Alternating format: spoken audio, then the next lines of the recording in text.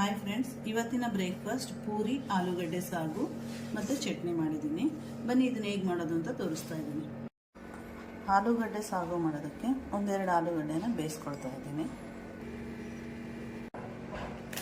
ಪೂರಿ ಮಾಡೋದಕ್ಕೆ ಗೋಧಿ ಹಿಟ್ಟು ತೊಗೊಂಡಿದ್ದೀನಿ. ಅದ್ರ ಜೊತೆಗೆ ಸ್ವಲ್ಪ ಮೈದಾ ಹಿಟ್ಟು ಹಾಕ್ಕೊಳ್ತೀನಿ. ಒಂದೆರಡು ಸ್ಪೂನ್ ಮೈದಾ ಹಿಟ್ಟು ಹಾಕ್ಕೊಳ್ತೀನಿ. ಅದ್ರ ಜೊತೆಗೆ ಸ್ವಲ್ಪ ಅಜ್ವಾಯಿನ್, ರುಚಿಗೆ ತಕ್ಕಷ್ಟು ಉಪ್ಪು, ಇದೆಲ್ಲ ಹಾಕ್ಕೊಂಡು ಚೆನ್ನಾಗಿ ಹಿಟ್ಟನ್ನ ನಾದ್ಕೋಬೇಕು.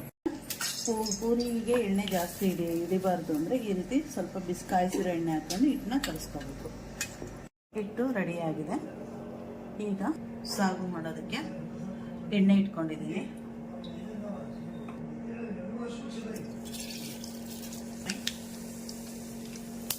ಒಂದು ಸ್ಪೂನ್ ಕಡಲೆಬೇಳೆ,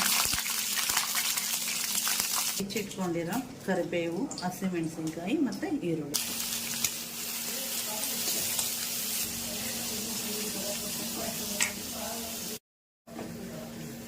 ಅರಿಶಿನ ಪುಡಿ, ಒಗ್ಗರಣೆ ಚೆನ್ನಾಗಿ ಬಂದಿದೆ. ಈಗ ಬೇಯಿಸಿ ಸ್ಮ್ಯಾಶ್ ಮಾಡಿಟ್ಕೊಂಡಿದ್ದೀನಿ ಆಲೂಗಡ್ಡೆನ ಹಾಕ್ತಾ ಇದ್ದೀನಿ. ಇದಕ್ಕೆ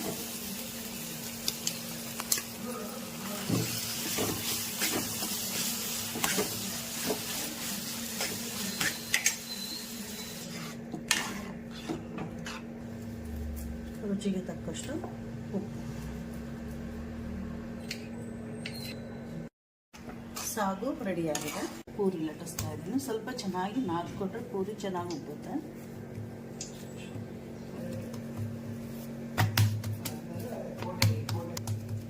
ಹಿಟ್ಟನ್ನು ಚೆನ್ನಾಗಿ ನಾದ್ಕೊಂಡು ಈ ರೀತಿ ಉಟ್ಕೊಳ್ತಾ ಇದ್ದೀನಿ.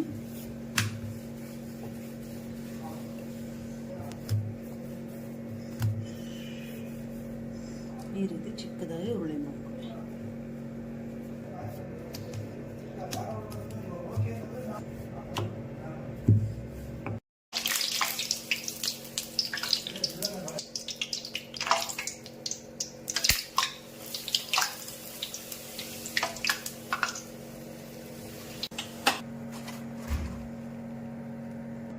ಪೂರಿ ರೆಡಿಯಾಗಿದೆ.